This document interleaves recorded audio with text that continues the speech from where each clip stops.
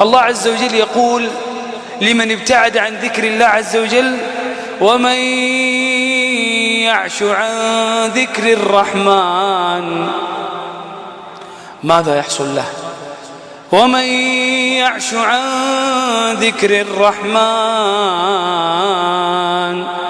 نقيض له شيطانا فهو له قرين. الذي يبتعد عن ذكر الله عز وجل تلتف عليه شياطين الإنس وشياطين الجن من كل مكان. الله عز وجل يقول: ومن يكن الشيطان له قرينا ومن يكن الشيطان له قرينا فساء قرينا. الذي يكون قرينه الشيطان حياته في ضيق، حياته في نكد، حياته في كدر، لأن الشيطان لا يدعوه إلا إلى المنكر. الشيطان لا يدعوه إلى هذه المجالس والجلوس فيها والسماع إلى كلام الله وكلام رسول الله صلى الله عليه وسلم.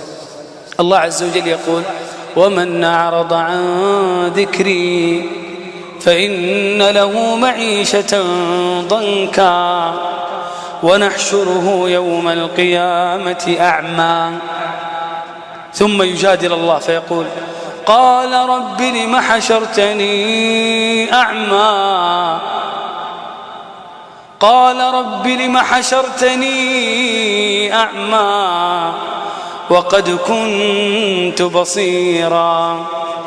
قال: كذلك أتتك آياتنا فنسيتها.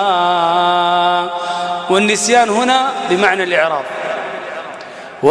فنسيتها وكذلك اليوم تنسى وكذلك نجزي من أسرف ولم يؤمن بآيات ربه ولعذاب الآخرة أشد وأبقى.